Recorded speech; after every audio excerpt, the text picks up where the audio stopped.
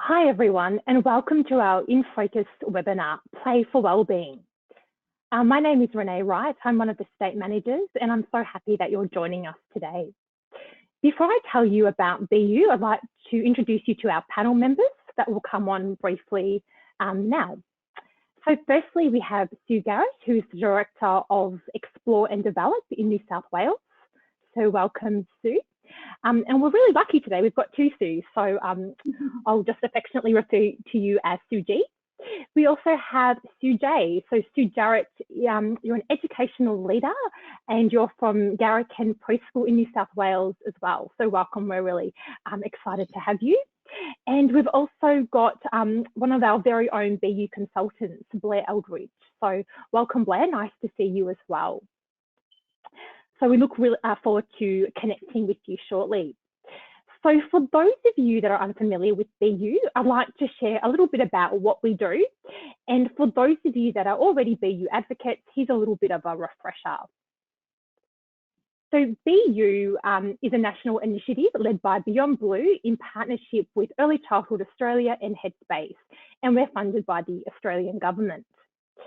Our aim is to transform Australia's approach to supporting children and young people's mental health in early learning services and schools.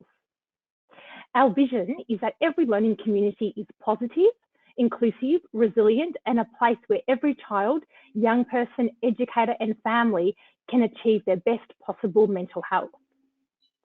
BU is a collaborative learning community for educators who are supporting the mental health and wellbeing of children and young people.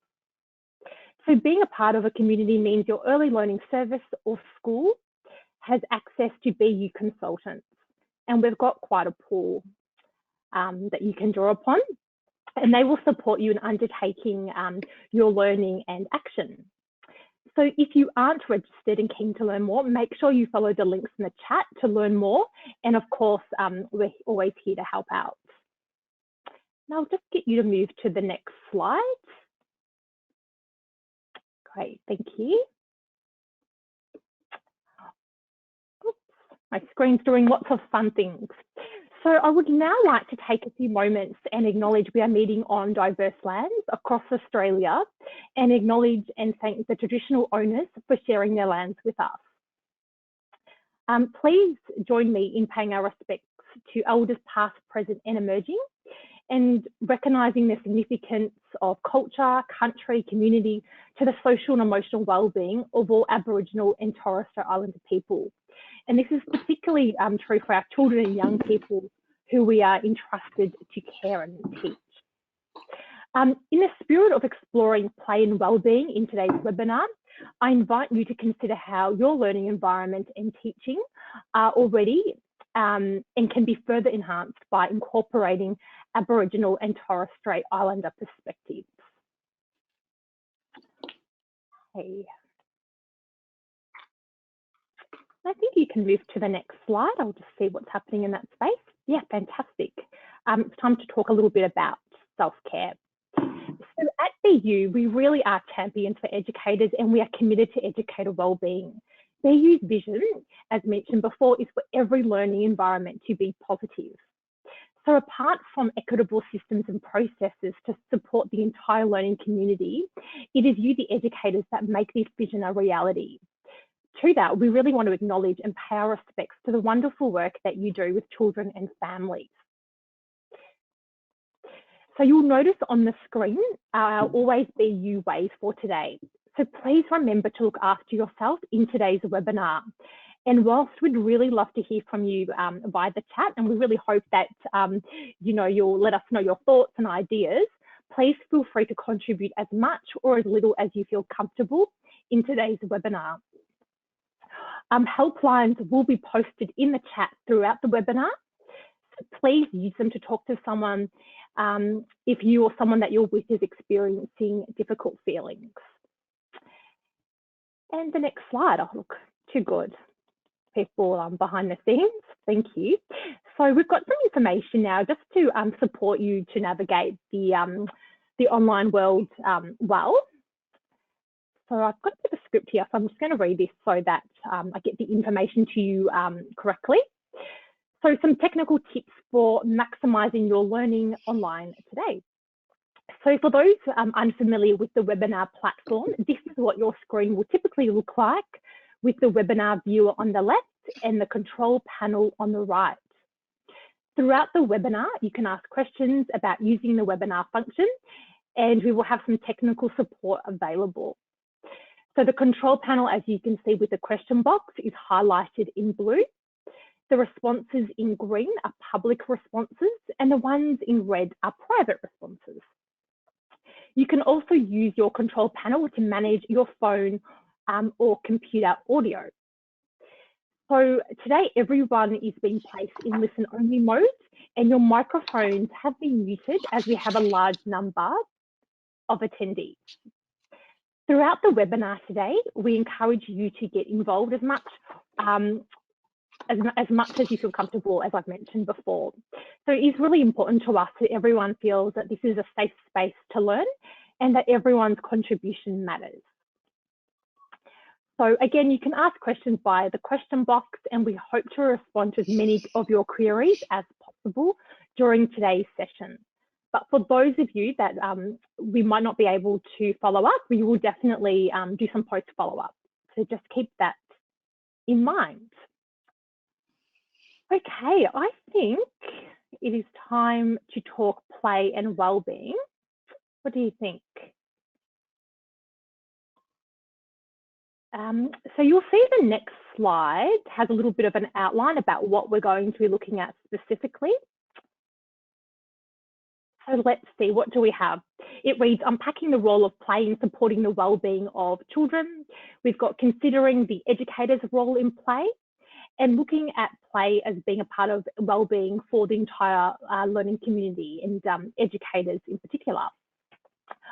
Okay, let's move to the next slide.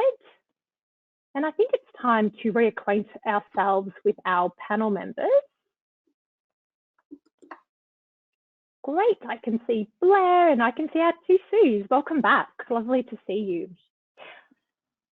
Okay, just going to read this little box here so I can see everyone. Perfect, we're ready to roll. So let's start by looking at the role of play in supporting the wellbeing of children. So I think it might be nice just to do a little bit of a refresher and think about what we already know about play, and please feel free to add your thoughts in the chat box as well.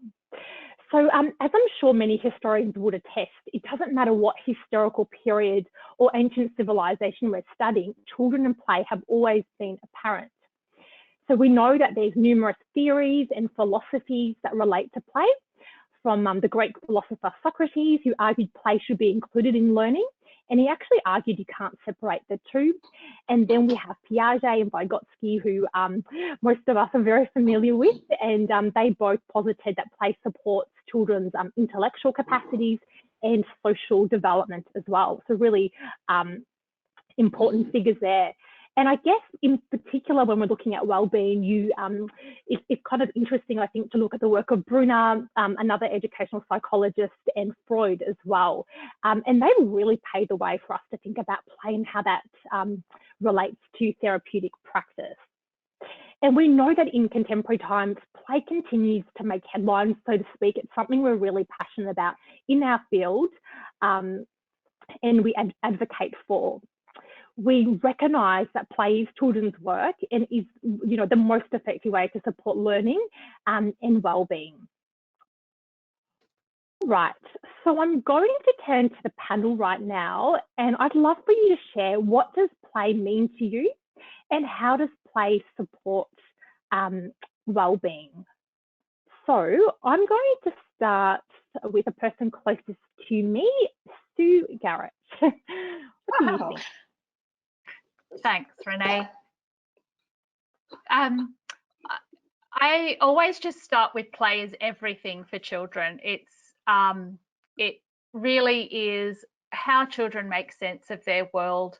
And I think it really should be joyful for them, and it should be as much as possible about their choice.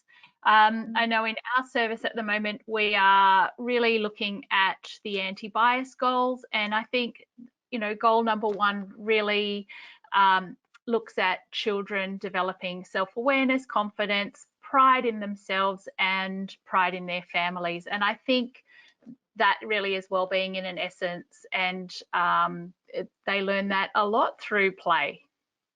Yeah, absolutely. Yep.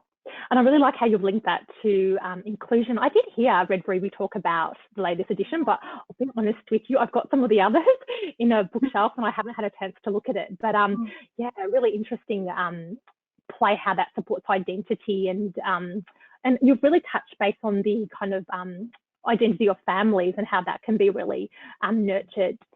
Sue J, did you want to add anything? What does play mean to you, and how does this support wellbeing? Well, I am going to refer back to the United Nations Rights of the Child, the Convention of the Rights of the Child, and see play as essentially the right of the child.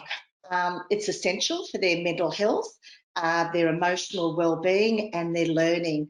I really believe it's the medium through which all social and emotional well-being and how they thrive the best. It is their world, and it is how they learn, and it is about them being, I suppose, their mental health. It really does enhance their mental health, being able to immerse themselves in play. Yeah, well put. And yeah, thank you. A really good reminder about that. It isn't just a nice thing we do, it's actually entrenched in children's rights. So yeah, really good point. I think it's Article 31. I only know this because you shared that with me earlier. But yeah, quite useful to have a look at, maybe to even unpack in a staff meeting. Yeah, thank you, Sue. And Blair, did you want to add anything? Yeah, just building on what Sue and Sue have both said, but just that play is integral to what children do and how they learn. It's I've heard it referred to as it is children's work, and so it's not something additional that children do. It's central to their learning and their development, and all areas of development. So their social development, their emotional development, their physical development, their cognitive development. So it's something that we need to take seriously, I think, as part of our everyday work. Yeah, and I really like how you've kind of actually done a bit of a breakdown. So sometimes when you say learning, people think about, it's very top heavy, it's almost that top down approach. And it's about cognition and thinking and patterning and sequencing, and it is all of that. But we actually know that if children don't feel safe, if the play isn't soothing, Suji, I think you used the word joyful, you can't actually learn. Like that whole prefrontal cortex is completely shut down. And so, yeah, you've just made me think, Blair, like we actually need to do some advocacy there. When we talk about play supports learning, it's the holistic learning of children, not just one particular, sub area, if you like. Yeah. Do you know, I'm reading this book at the moment. I don't know if you're a bit like me. I have so many books I haven't finished. I'll just show you the cover. It's titled Trauma-Informed Practices with Children and Adolescents. And it's quite a nice read because it's not too thick, but it's like 90% is looking at sensory interventions through play, like sand play, Play-Doh, singing, drumming. So yeah, it actually reiterates, all of our comments, how play is really important, but it's actually really healing and supports recovery. Okay, it's nice chatting. I think we could go on and on, but I think it's time for a poll. Very good. So the role of play in supporting the well-being of children. So we've got a question here. We want to know, how important do you consider this? So is it important, not very important, somewhat important, or extremely important?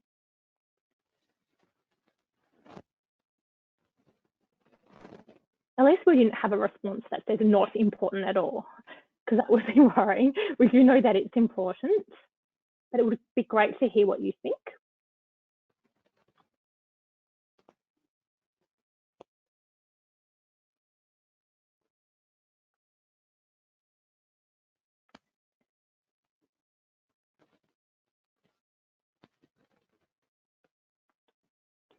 Panel members, it seems that you definitely think that it's very, very important. It might be interesting to actually take that back to your teams, both Suze in particular. I know that you've got different leadership roles, and see what some of your staff think. Okay, oh, look, there you go. It's popped up on my screen. What have we got? So 15% say it's important. 85% say extremely important. Fantastic. That's great. And 1% said it's somewhat important. Yeah, good, good. That's actually so encouraging, isn't it? That, you know, majority of us really understand and acknowledge how important play is, and is a precursor to wellbeing. Fantastic. Did anyone have any comments or thoughts about the poll? Was it surprising to anyone? I thought it was great that it was such, that it was 85% was excellent. So it shows that people are really, or especially all our attendees, are really valuing play for children's emotional wellbeing as well. So that's excellent. Yeah, that is really exciting, isn't it? Okay. Just want my computer just to behave itself just for once, but that's okay because, you know, we've got each other and we can continue rolling. So the role of play in supporting the well-being of children. Let's have a look at, I think we've got a new poll. So yes, we do. Fabulous. So what do you think is the educator's role in play? So this is an interesting one. So we've had a look at what we mean by play and how it links to wellbeing, and 85% of you say, yep, absolutely, I agree. So what is the educator's role in play? So we've got some options here. Supervising children, observing and documenting, facilitating learning, or something else. And whilst you're having a think about that, and again, we'd love to hear from you, to our panel members, I'm really curious about what you think about how the role of the educator differs depending on the age of the child. And might start with you, Blair. What do you think? Yeah, of course. I think that it differs a lot. You think about the different developmental stages that children are in. If you're thinking about very young children, you know, babies and toddlers, how they interact and engage with the world is very different to school-age children who have developed their social and emotional capacities. So we really need to consider our role in that space. So with younger children, it may be much more one-on-one and more directed, whereas with older children, it's more there is that facilitator and support role. But I think we also need to think about not just the age of the child, but the child as an individual. So where are they at in terms of their own development, not just they're in year 2, therefore they're going to behave this way. We need to actually look at that child as an individual and support them so that they can have capacity and succeed. Yeah, that's really interesting. You've raised a few points there for me. And you're right, just to kind of complement some of your thinking about the latter point, I think it depends on your worldview of children. So we often are really influenced by child development and kind of maturational theory. So, but I think what you've really highlighted is actually, let's see the child for where they're at rather than, okay, they're 2 years of age and so this would be, you know, the right kind of method. I can see some results have popped up, so we might continue with that conversation in a moment. But let's look at our results. So what do you think is the educator's role in play? Let's see. So facilitating learning, 90%, followed by observing and documenting. Yep, great. Supervising children and something else. I'm curious about the something else. Yeah. Sue G, what do you think about these poll results? Has anything kind of surprised you?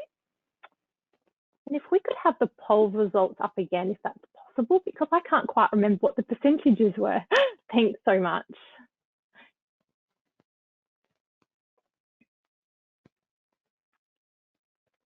So, Sue G or Blair or Sue J, any thoughts? Oh, and yes, Sue G, I'd love to hear from you. sorry, I think my microphone slipped out for a second. I'm pretty happy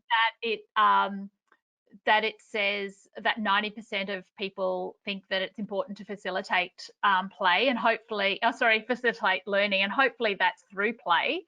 And then observing and documenting, because we can sometimes get caught in having to document or do those other tasks. And I think if we're going to facilitate learning through play for well-being, we need to, as educators, create safe places for children where they can feel safe to play. Because as you said before, if children are not safe, they won't learn. So yeah, absolutely. Just quickly, Sue J and Blair, any other kind of thoughts about the poll?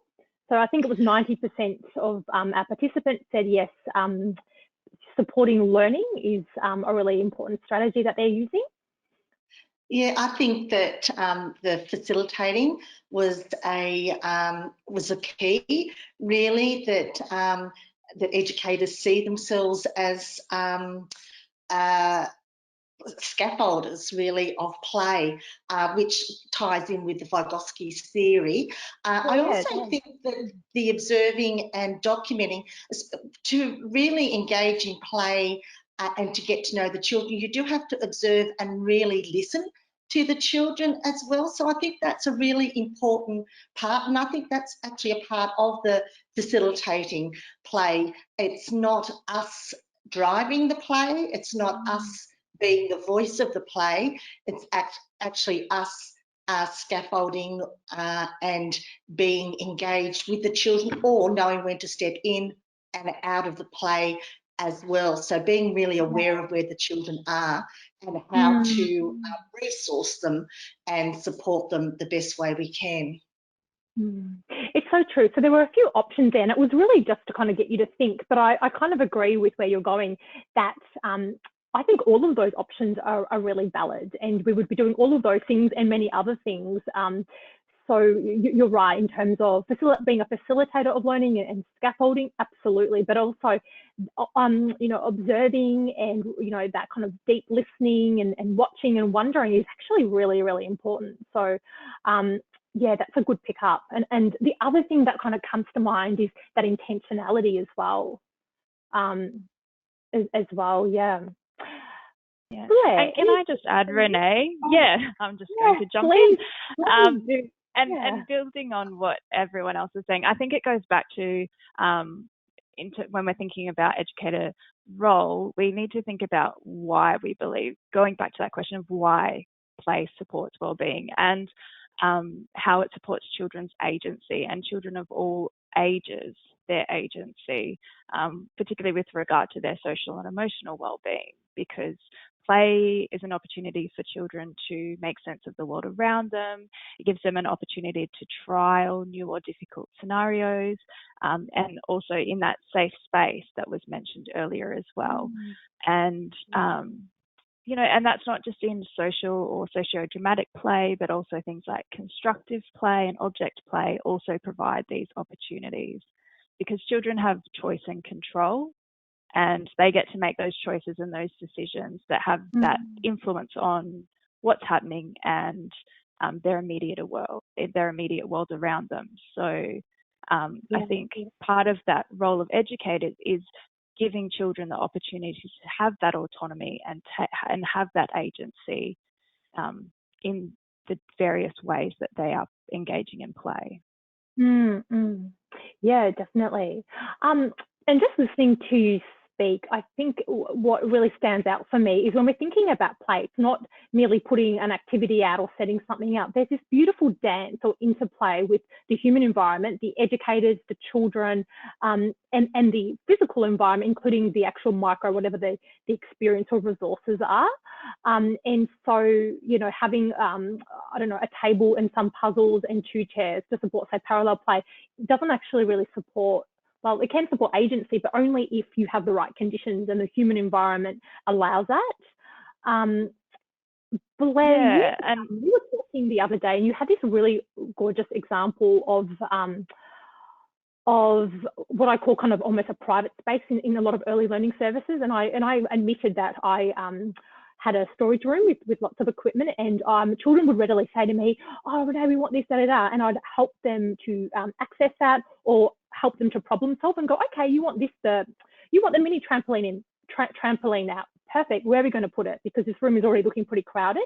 And then he said, "Oh, that's interesting. Actually, at the service I worked in, we had a really kind of detailed conversation about this and engaged with children and families, and said, actually, why do children need to be in some way so disempowered that they're constantly asking us, you know, can we go into the storage room? Can we get the bikes out of the shed?"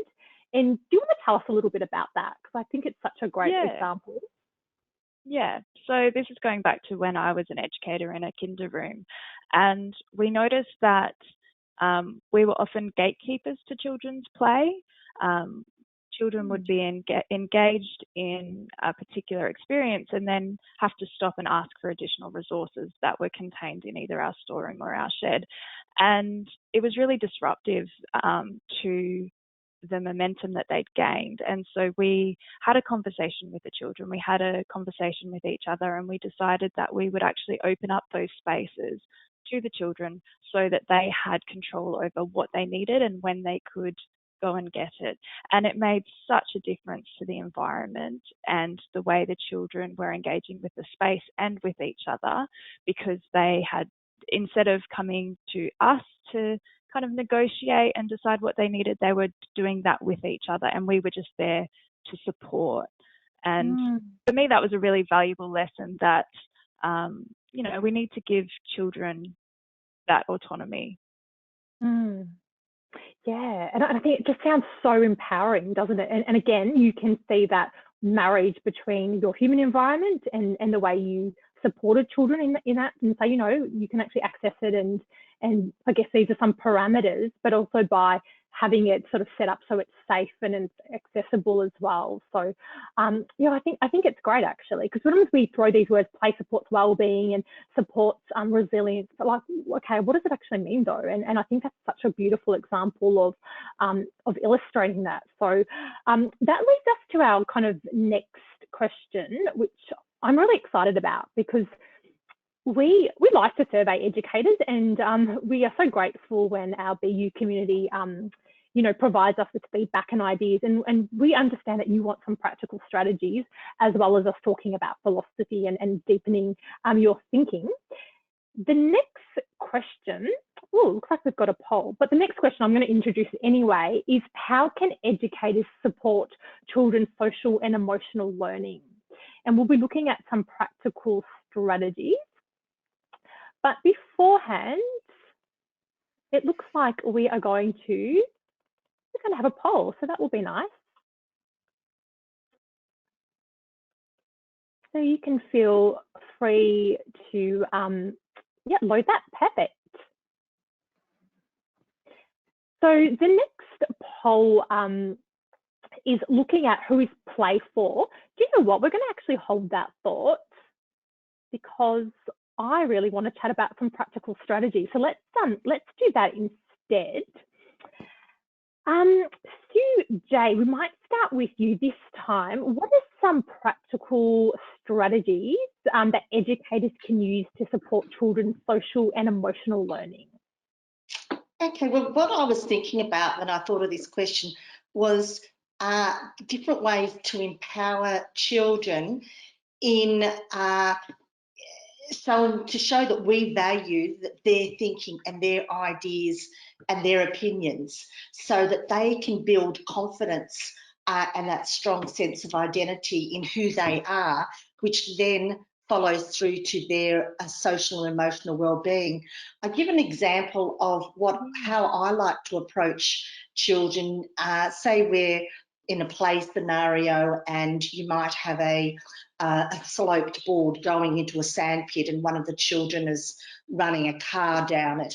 I like to, rather than put a suggestion forward to the children. I like to sort of say things like, oh, I wonder what would happen if we made that slope, lifted the plank and made it steeper. What would happen then? Or I wonder what would happen, would the car go faster or slower?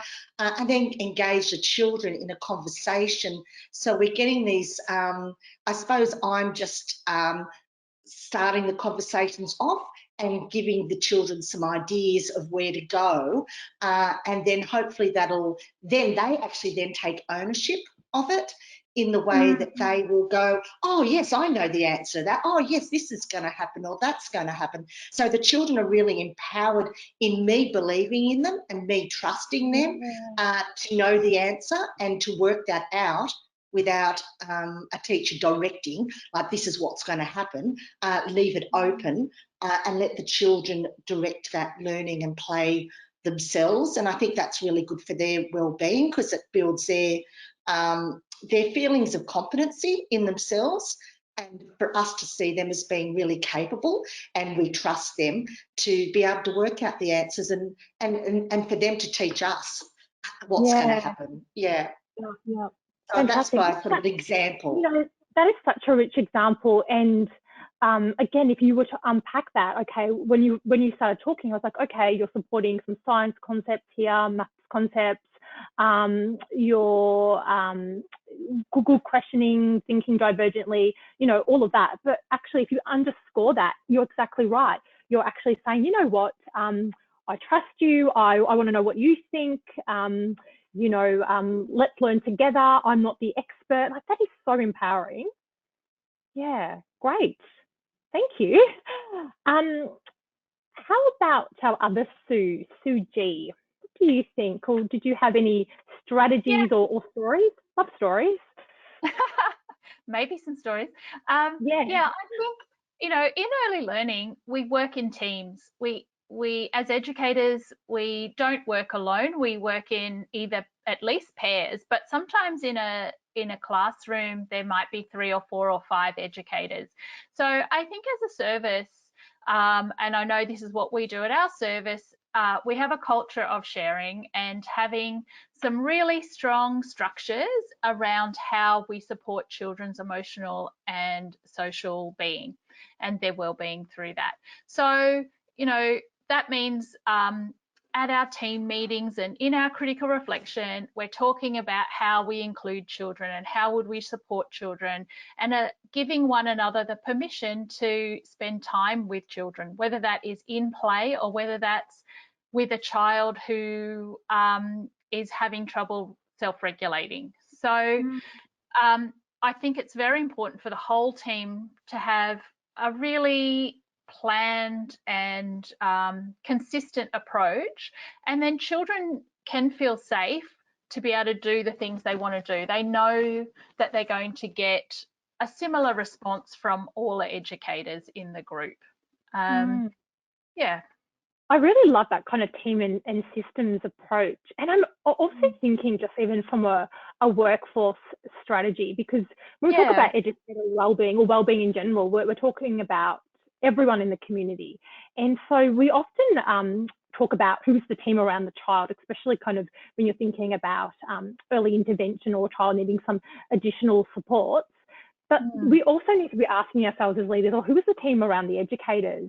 And I think as you've been talking, I'm thinking I would feel so supported going, actually, it's everyone's responsibility. It's not just, Mary's responsibility to support these children in the kindy room, and that culture of sharing. And gosh, I think that must be very empowering.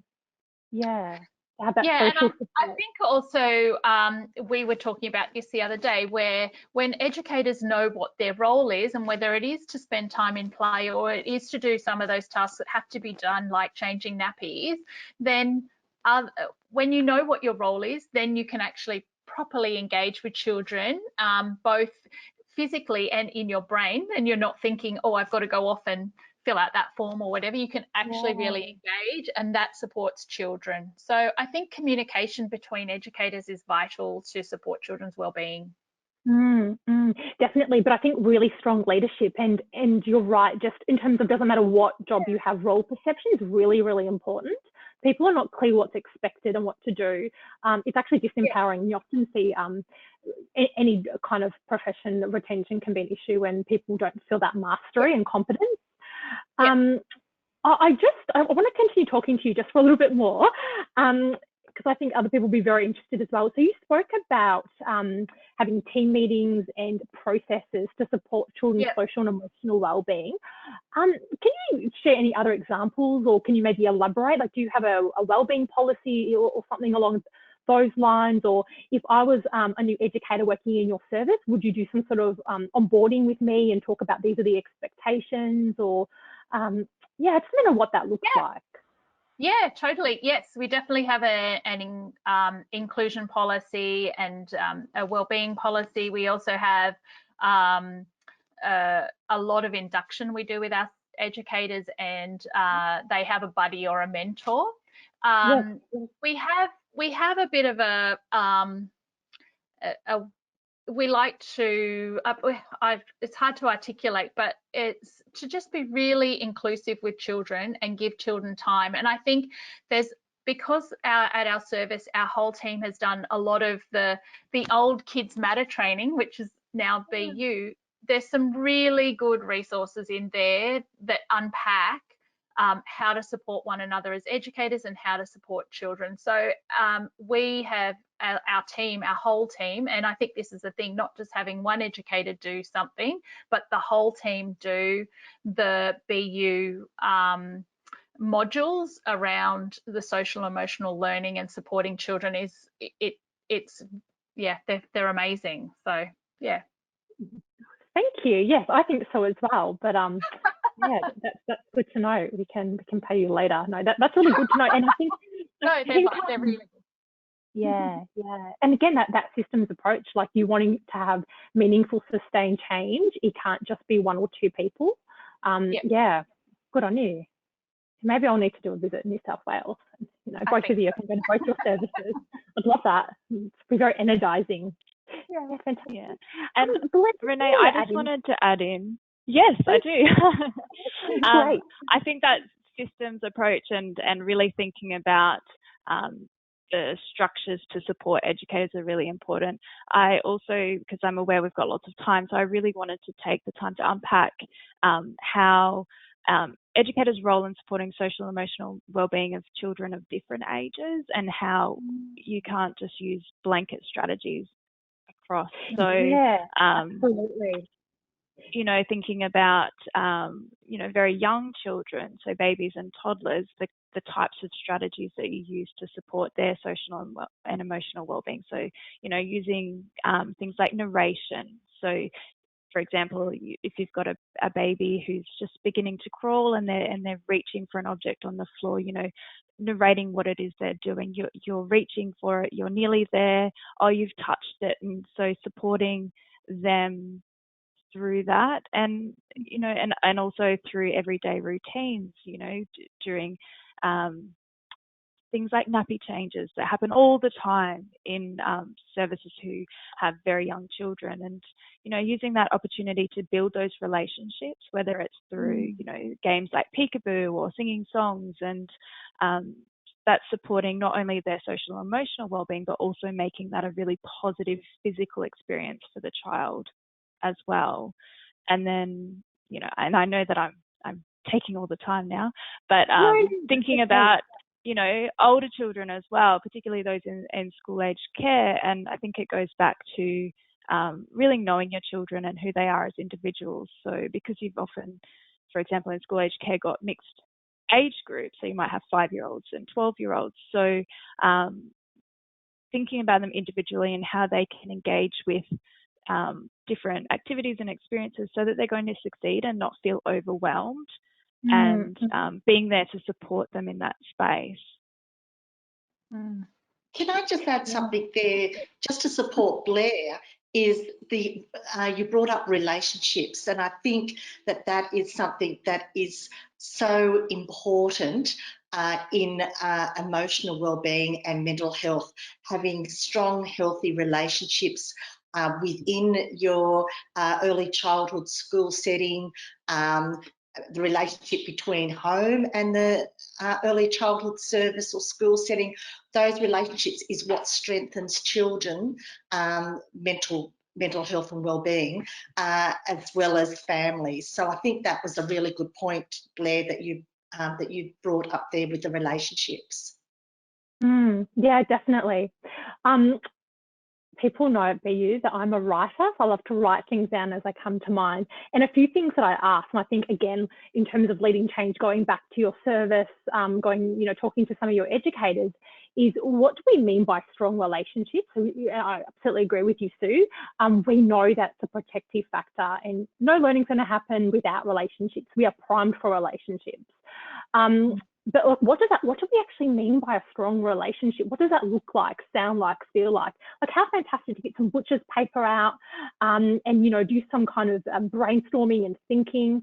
Otherwise, I feel that there is a risk that that things become kind of just, this is the jargon that we use. And I've seen it in a range of different industries. And we do know, again, in early childhood and the social sciences in general, but there's often that mismatch, or it takes a lot of time for the theory to catch up to the practice. And so I think really kind of interrogating, what do we mean by these words? What does this actually look like? Like for me, a strong relationship, and I know when I was in the nursery room, would be, okay, do each of these little people, infants, do they have, and babies, do they have, are they showing secondary attachment kind of indicators with either myself or my colleague? So are they making eye contact? Are they putting their hands out to be, to engage in interaction? If I do little language games with them, are they mimicking that? If I smile at them, do they smile back? So there were things that I was looking for that said, okay, we're on the right track. Children are feeling safe. They're feeling secure. Am I the secure base? So when something happens, and they're feeling a little bit insecure, like the electrician comes in, a bit of stranger anxiety, do they come and do some anchoring, or actually come back to either myself or my colleague? And so I think it's really important to think about, what do we mean by wellbeing, and what are some of those indicators? Otherwise, maybe this is the performance and evaluation side of me coming through, but I think that, it just supports us to be really reflective. I think, as well. Renee, can I jump in there for a second? Please, yeah.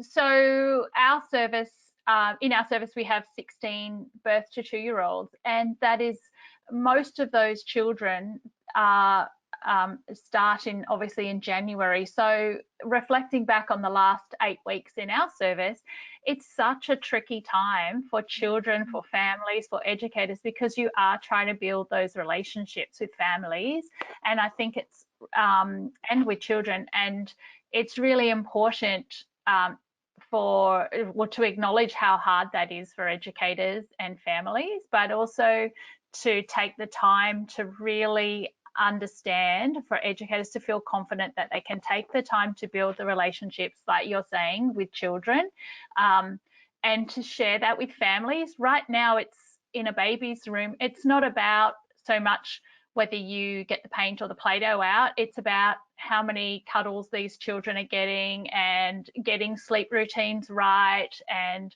having children reassured that it's safe to have their nappy changed, and sitting at a table and having their lunch. Like, all these really day-to-day task things, in effect, are vital to ensure they feel safe and they have strong relationships, which will allow them to play later and play successfully later. Absolutely. We obviously support enabling environments, and I like design. I think beautiful environments show a lot of respect to children and educators, but absolutely, if you cannot get your relationships right, and children don't feel safe and secure with you, I don't think it matters at all. No. It's actually futile. So I think and your other message is almost like, be kind to yourself. I used to do teaching in the vet and higher ed area, and I used to say to students, it can take a whole year. It can take a really long time for children to feel comfortable and secure. And actually, some children, long daycare or school age care may not be the right environment for them, and that's okay as well. But you know, at least a term, like at least, you know, the first 6 weeks can be challenging, but it can be a term before children go, okay, yep, this is my home away from home. You know, I feel safe. I know Renee. I know that she's, you know, got my back, so to speak, and I'm feeling okay about being here. Now, some children it's much more rapid, but yeah, what's the rush? And I think it's that pressure because we want to do the right thing and we want children to fundamentally feel good. But it's you think about it as adults, you don't just go to I don't know, a party, a dinner party and be best friends with someone straight away. Like it takes months, doesn't it? Yet with children, we almost expect that immediacy, which when you think about it, is actually a little bit odd, you know? But in saying that, the play is the medium that can build really good relationships, because when you're playing, that's when you're connecting. So play can connect, and then that then brings that relationship into it. So I think really we're looking at connections, attachment and connections to through play in all ways. Yeah. And I think to build on that, as I was just going to say, and I think to build on that, particularly in those orientation and transition moments, play can be really useful for supporting both self-regulation and also co-regulation for children as well. And I think that that's something that we really need to consider, because these environments can often be very busy and very stimulating. So thinking about how we can support children's regulation through the types of play they can engage in that space, and with educators. That's such a good point. Just quickly going back to your point, Sue, about play and connections, you just reminded me how play can be used in a more symbolic way, and going back to kind of child development 101, using it as almost a handle of attachment. And so I know this was a little while ago, she's primary school now, but one of my girlfriends had a baby, beautiful Charlotte, and the parents were going out, my friend and her husband were going out, and she wasn't very happy about it. And she didn't want to, you know, be soothed by me physically. And I think my voice was tolerable, but, you know, she wasn't very happy.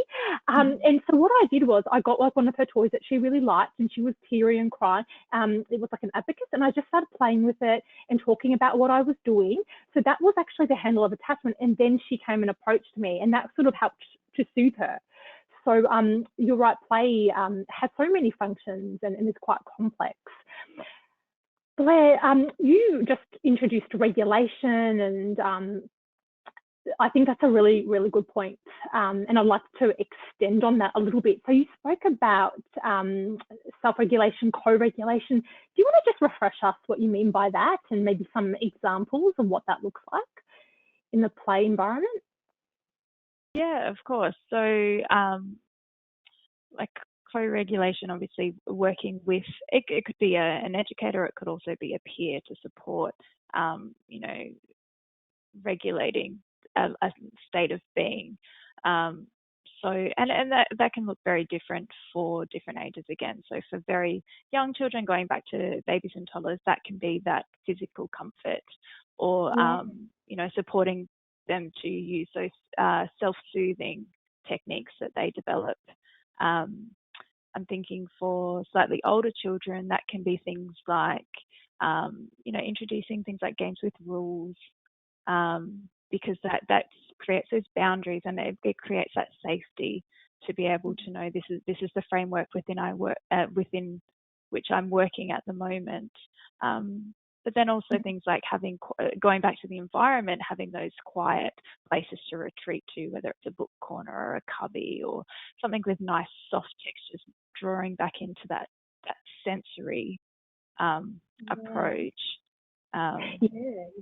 Yeah. I think I like how you've touched on with babies, you know, co-regulation. Like you cannot you cannot soothe a crying baby just popping them in the I don't know, I was going to say bassinet, but we don't really use them that much. But just going, okay, off you go play with the blocks, it's probably not going to work very effectively, nor should it. But actually, as children mature, and it's not just about age, but it's like wherever they are at, they may have greater confidence to actually know what their body needs. And this is where I think some really intentional teaching can really help. Earlier we spoke about, and I think you've mentioned it either today or no, we were having a conversation some time ago how, actually you did mention it today, about narration. So narrating what children are doing, but also as an extension, narrating their feelings. And I guess with younger children, you might keep it more simple, happy, sad, scared. As they get older, you would want to be expanding their vocabulary. And I like, as an extension, also talking about that kind of mind-body connection. So what does it feel to feel calm? And I feel really light and floppy. And then, you know, if I'm feeling really nervous, I feel like there's literally something in my tummy and it doesn't feel really quite well. And, you know, giving those kind of rich descriptions. But I think as an extension, then you'd go, okay, well, if your legs feel really jittery and you can't sit still, what is that saying? And maybe having that space in the quiet corner actually isn't appropriate. So that child needs to potentially downregulate, and going for like a little run if they can outside actually helps. Or I used to do brain breaks and little workouts with my children. I once had a very busy group of kindergarten group. They were predominantly, in terms of the gender balanced boys, but we do like wall push-ups, little lunges, star jumps, and it was just a way of actually down-regulating them a little bit, because they were often quite busy and energetic. And so I think it's really important, I think you've touched on it so well, Blair, to think about the sensory profile of children and going, okay, how are they feeling? What's happening for their body? What might they need? And as they get older, they should really be supported through that kind of mental health literacy to identify that for themselves and identify what's happening for their body and what might be appropriate. And I just to expand on that, in a previous conversation we had preparing for this webinar, Suji, I believe, was talking about your outdoor experiences and how that change of environment, going to the local park, that can really support that regulation and the change in children. Yeah. So yeah, I was just thinking about that actually, because when you take children out, and we will take not a whole class, but a smaller group, so we might have 8 children and 2 educators, if that's a preschool group.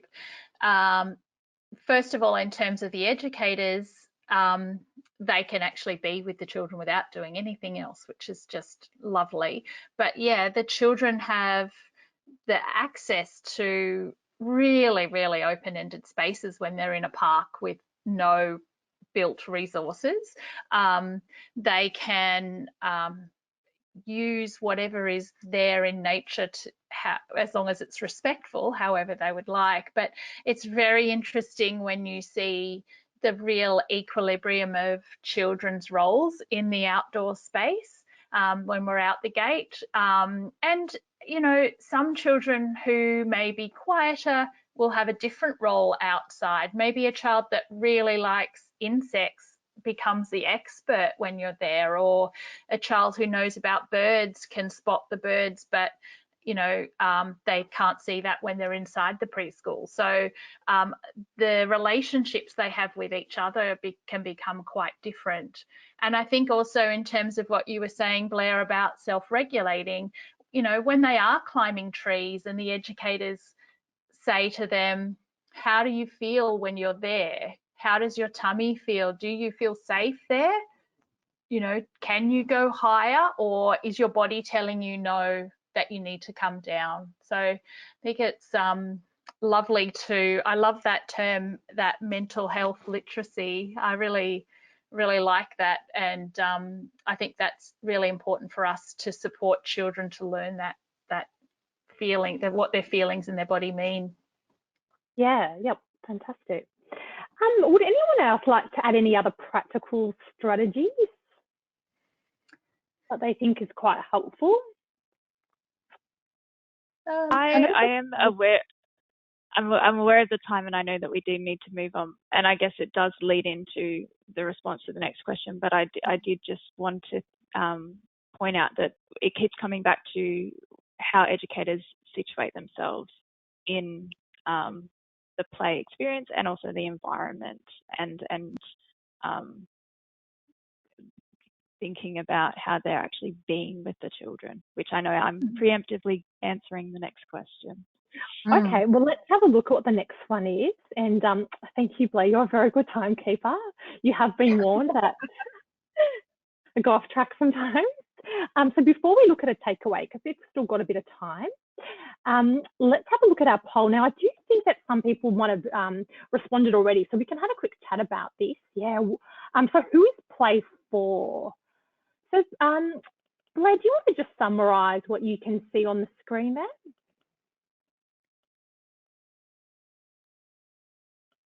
Unmute myself. Yeah, this is fantastic to see, because this really goes with what I believe as well, that play is for everyone.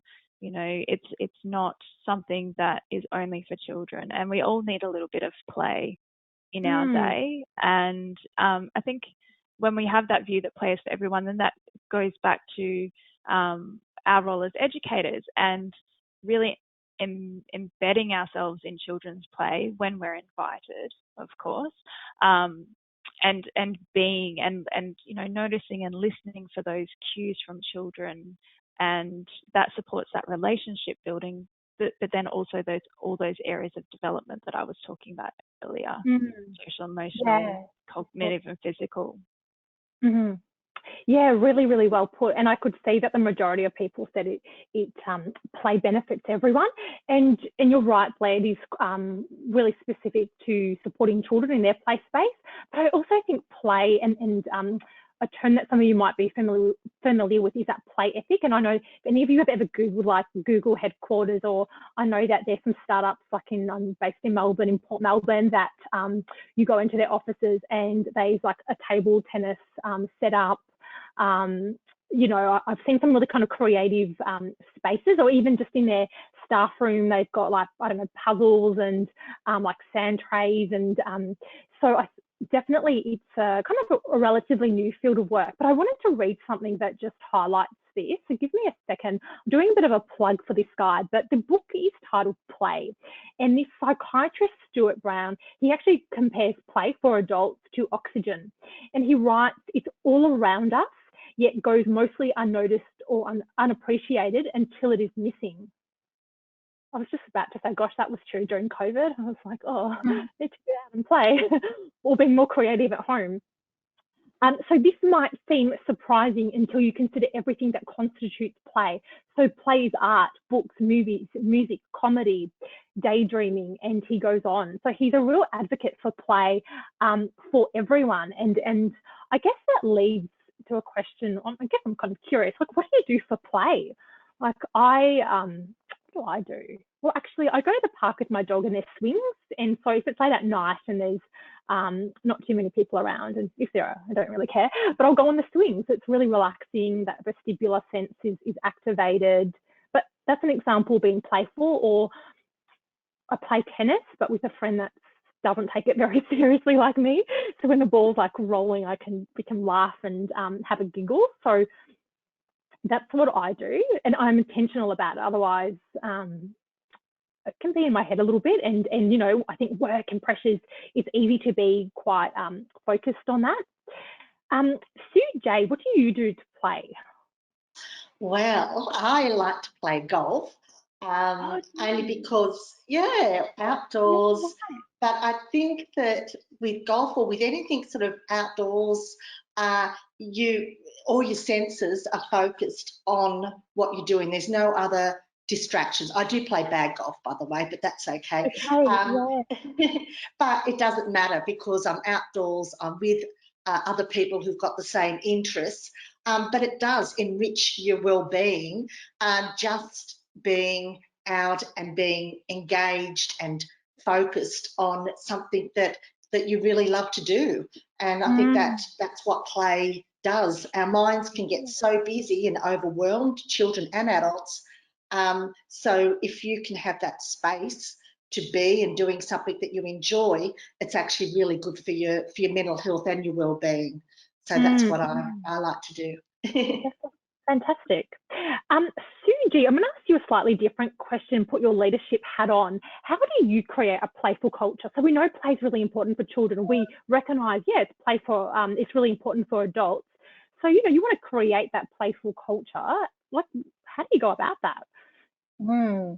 Yeah, so that's been a very big question that we've asked ourselves over the last 12 months during COVID too, because people have not been able to play outside of work very easily either. So we've done some things like organise games nights at our service.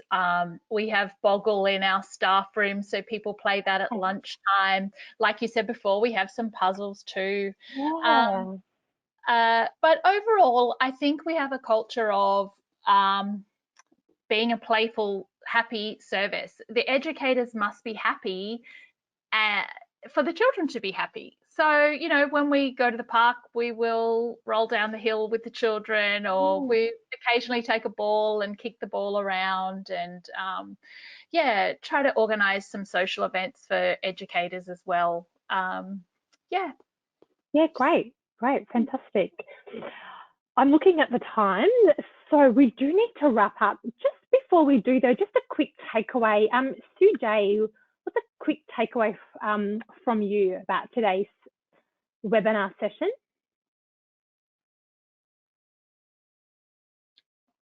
I think you're just on mute, so just pop the button when you've got a sec. You're on mute. Yeah. Very good. Sorry about that.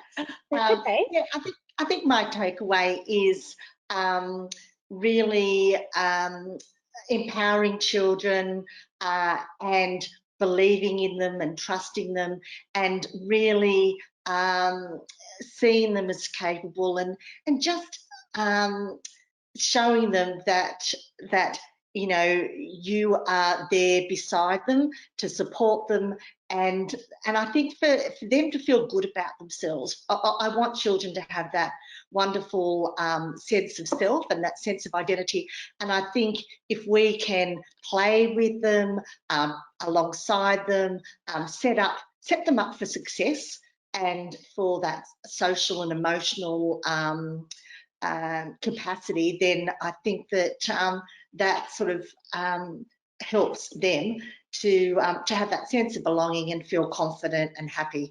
And that's what I probably want to see more, is just the happiness that children can evoke when they're, you know, in an environment that is rich in play. Yeah. So beautifully put. And Sue G, do you want to just finish us off, a key takeaway from you? Yeah, sure. So we all agree that play is essential for well-being, and I think we need to, as educators, make sure that we know that that's important for us as well, and we create spaces and places where children can be safe and feel they can be themselves, and that we're all happy to play together. Beautiful, thank you. So thank you so much to our panel. So Blair, Sue J and Sue G, please stay on, because we'll have a pause break, and our panel members, you can maybe have a glass of water or have a little stretch, and then we'll all come together for a 30-minute Q&A.